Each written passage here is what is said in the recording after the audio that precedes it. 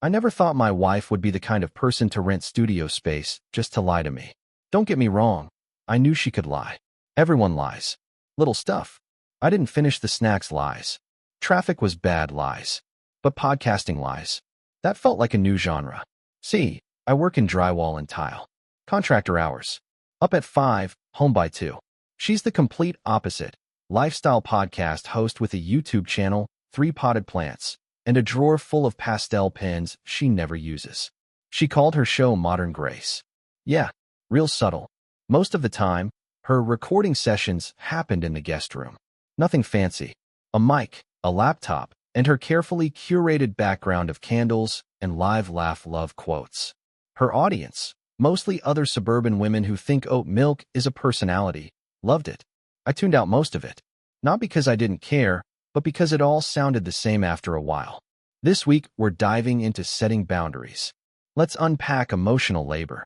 Same soft voice, same soft betrayal of reality. Things only started to feel weird when she began talking about professional upgrades. I think I need to record in a real studio, she said one night over her second glass of Chardonnay. I raised an eyebrow. Why? Acoustics, she said. The echo in this room is horrible. Plus, my new guest lineup is getting more serious. I need better production value. Right. Production value. For a podcast that topped out at 220 plays an episode. Still, I didn't push back. What was I going to say? Stay home and sound echoey forever. So she rented this studio downtown. Cute little place, by the photos, anyway. She showed me the site once. Soundproof walls, comfy chairs, mood lighting. Very vibey, she called it. And just like that, she had a reason to be gone. Late. Often. Recording ran long. Editing after hours. Studios closer to my guest. I didn't clock it at first. I mean, I work long hours too. Sometimes I come home covered in drywall dust and just want to fall into the couch, not conduct an emotional FBI investigation.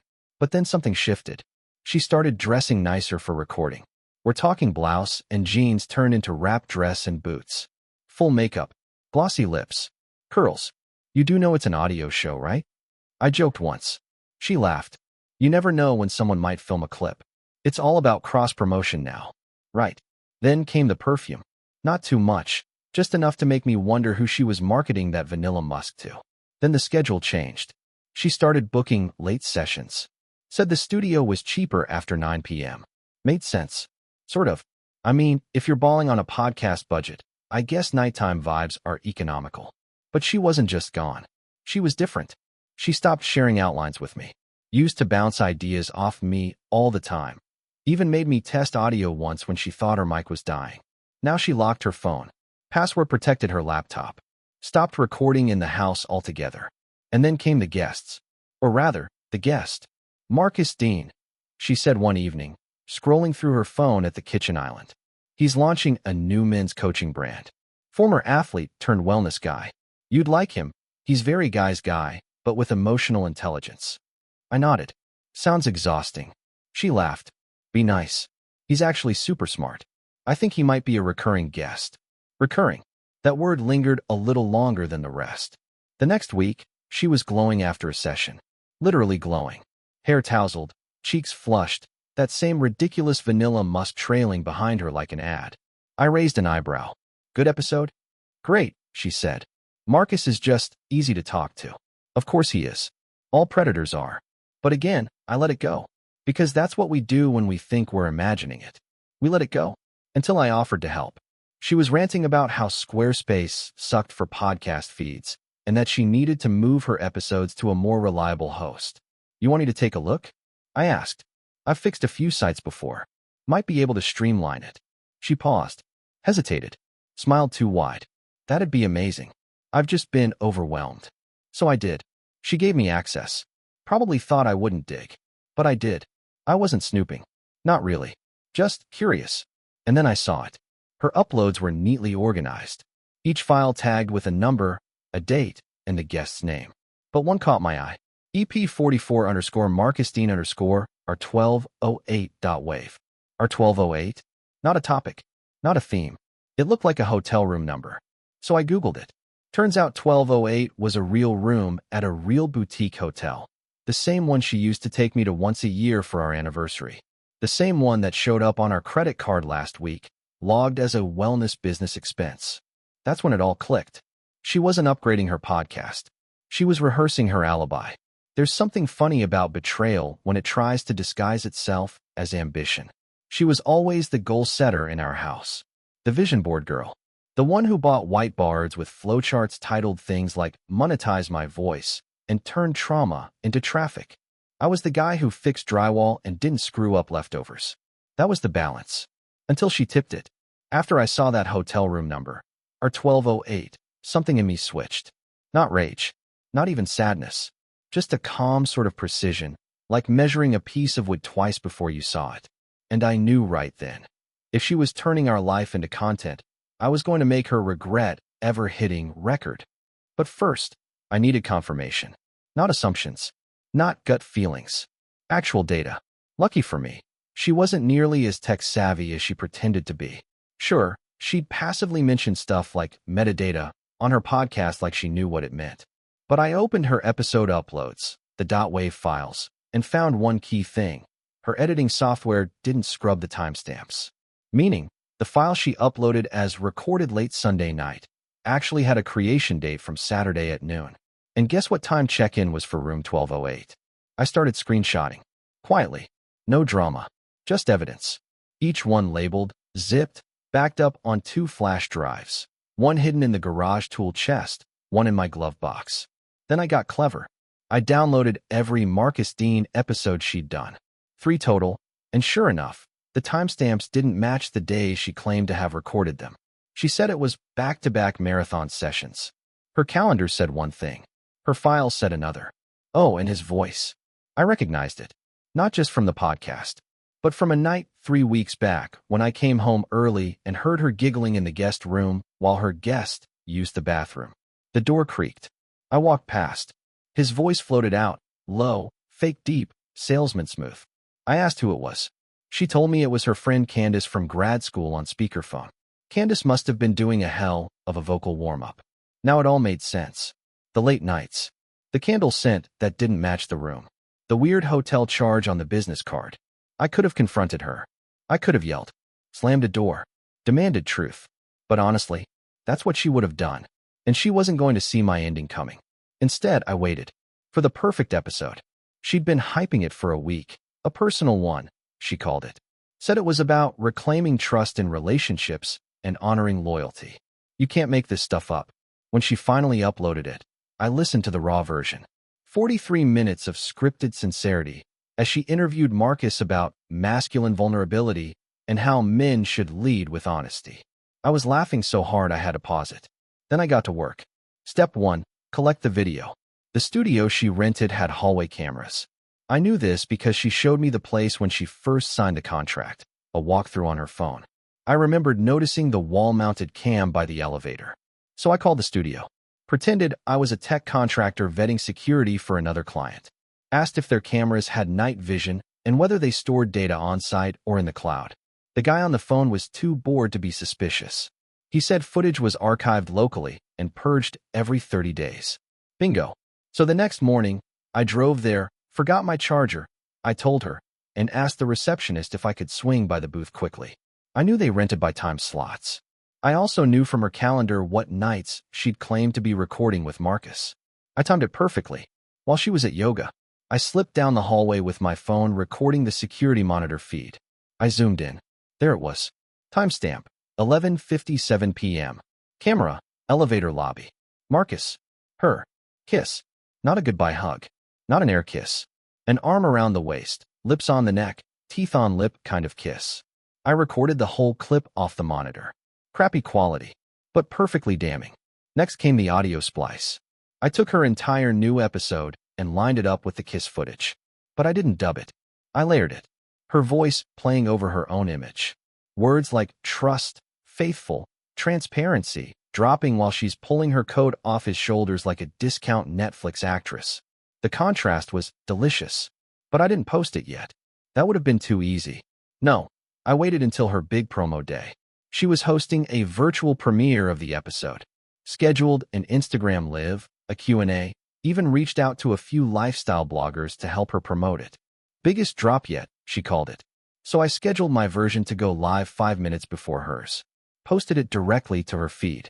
Yep, she'd saved her passwords in Chrome. Rookie move. At 6:55 p.m., her episode went live, just not the one she planned. And for 7 glorious minutes, the world watched her talk about trust while cheating in high def. By the time she noticed, over 3,000 people had seen it. That included her mom. And Marcus? He was tagged. By 18 people.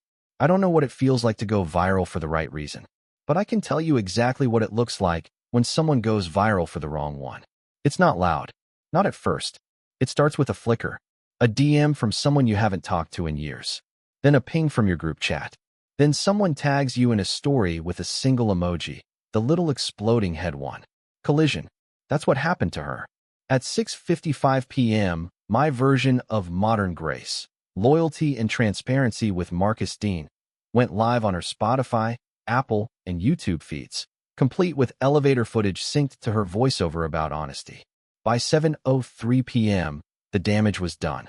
I was sitting in the living room, beer in hand, TV on mute, watching her Instagram live countdown hit 0. I could hear her in the guest room, talking to her ring light like nothing was wrong. Hey guys, so excited for tonight's drop. I really believe in this episode. She stopped mid-sentence. Click. Silence. Then, what the hell? I could almost hear her heart hit the laminate floor. I refreshed her feed. The post was gone. Deleted. But not fast enough. People had downloaded it. Screen recorded. Cropped. Reposted. Framed it with snarky captions like "This you" and "Real Transparency Queen." Some even clipped the moment where Marcus grabs her waist as she says, "Loyalty starts with owning your truth." Chef's kiss.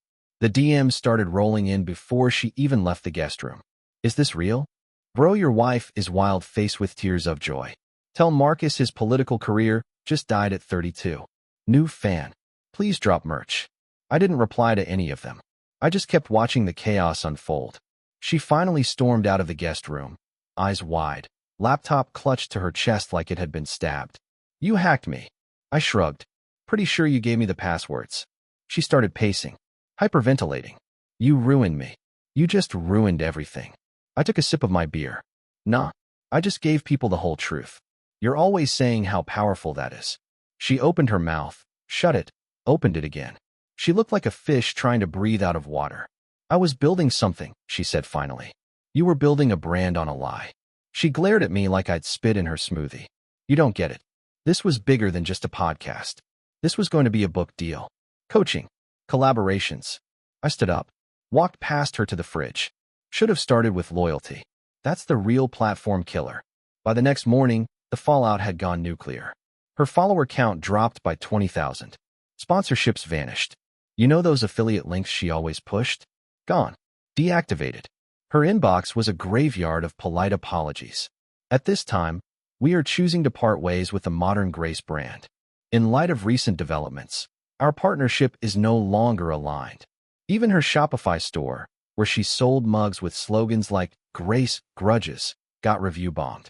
One user wrote, "I drank from this and cheated on my taxes. I laughed so hard I nearly choked on toast." Marcus? Oh, Marcus had it worse. His IG went dark by noon. Comments disabled. LinkedIn nuked. The personal site for his Real Men, Real Emotions coaching program? 404. And then came the political thing. Turns out, he was prepping for a local council run. Had flyers printed, interviews lined up. One of the bloggers who reposted the elevator video included his campaign logo in the caption. Vote Marcus Dean. Kisses, not policies. I couldn't have written it better. But the best part? The silent spiral. She didn't scream. Didn't throw things. She just wilted. Stopped showering for a couple days. Lived in her robe. Deleted every post on her page like she was trying to erase herself. And when her phone rang, she let it go to voicemail. She didn't know that I'd heard one of them. Her mom. Sweetheart, what happened? I got sent a video. You need to call me. Another one. Her ex-friend Kayla. You need to go off-grid for a while. Everyone's talking. It's not safe PR-wise. And tell Marcus to stop demaying me. I didn't play them for her. Didn't need to. She already knew. We didn't talk for 3 days. I slept in the den. She tiptoed around like a ghost. Finally, on day 4, she knocked on the door. I think I need to move out, she said softly. I nodded. Sounds like a plan. She sniffled. Where would I go? I looked up. Maybe ask Marcus. Assuming his wife hasn't already changed the locks. She flinched. Yeah, that's right. I'd sent the video to Marcus's wife too. You think I'm gonna burn the barn and leave the termites? I thought after the video drop, after the sponsors vanished, after the comment sections turned into a digital dumpster fire, she'd just disappear. Pack her MacBook, a few fake plants, and fade into social media limbo like every other canceled content queen. But no, she wasn't done. Apparently, there's a whole second stage of humiliation, damage control, and watching her stumble through it, chef's kiss. It started with the Instagram post. A black square with a white serif font in the center. The social media version of "We regret to inform you." Sometimes the universe forces you to pause. I've made mistakes. I've hurt people. I'm taking time to reflect and heal. Please respect my space during this journey. The caption was 300 words of curated remorse, written like an apology to no one, but worded like a pitch to Oprah. She even dropped buzzwords: inner work, radical accountability, and my personal favorite, reclaiming my narrative. I didn't even need to scroll the comments. I knew what was coming, but I did anyway. Girl, we saw the video. You're only sorry it got posted. This aged worse than Marcus's hairline. Still, she didn't give up. Next came the podcast rebrand. She relaunched it under a new name, After Grace, which, honestly, was hilarious. Like naming a train wreck, what comes after the crash? New logo, new intro, new mission statement. A raw, unfiltered dive into healing after betrayal. No mention that the betrayal was hers. She even recorded a solo episode titled, When You Become the Villain. I played it on mute just to watch her expressions. The furrowed brow, the faux introspection, the occasional hand clutching her chest, like she was physically holding her heart together. Oscar-worthy. But here's the thing. She wasn't doing it just for redemption. She was doing it for survival. Because brands might ghost you when you cheat, but they'll come crawling back if you pivot to recovery mode. I'd seen the emails. A couple of sketchy supplement companies. One of those weird, feminine energy coaching platforms. Even a cheap meditation app offered her an affiliate link. She was clawing her way back up the algorithm. Slowly. Pathetically. But it was happening. So I gave her a nudge. A reminder that she wasn't the only one who knew how to upload content. Remember the elevator video? Turns out, I never released the full version. The clip I posted was just a 28-second teaser. I still had the original. Nearly 4 minutes. Lobby cam. Elevator. Hotel hallway. Her giggling. Him saying, "You locked the door this time, right?" And you know what else I had? Access to her Patreon. You see, back when things were good, or pretending to be, she'd set me up as an admin so I could help with back-end stuff. I never told her I kept the login. She'd forgotten. So I used it.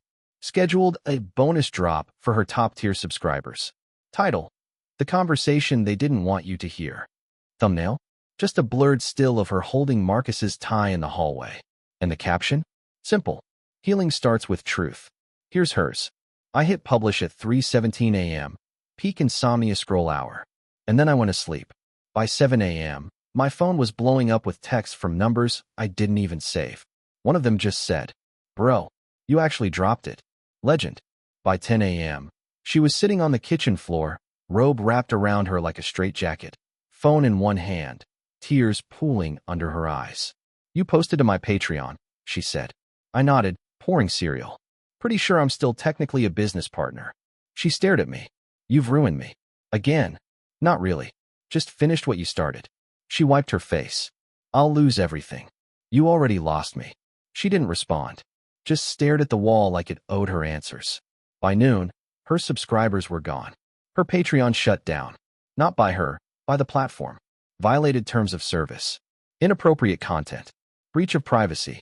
I didn't even fight it. That was never the point. I just wanted her to know. Every time she tried to twist the truth into something profitable, I'd be right there to unspool it. Thread by thread. But even I wasn't ready for what came next. Because that afternoon, a car pulled into our driveway. White Mercedes. Tinted windows. I was on the porch with my coffee when he stepped out. Marcus. Of course. He looked rough. Not rugged. Ruined. Suit jacket wrinkled. Tie undone. Eyes like he hadn't slept since I posted. He walked up the steps like a man heading into court. Paused. Looked at me. "Can we talk?" I sipped my coffee. "Already did," I said. He shifted.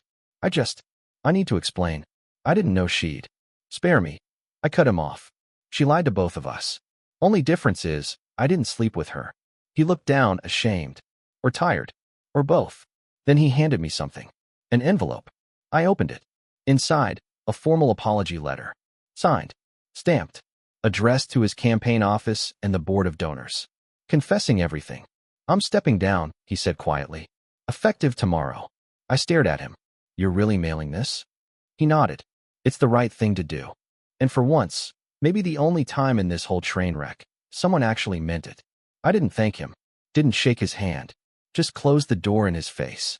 Because I didn't need closure. Just the silence that followed it. There's something almost pathetic about watching someone pack boxes in silence.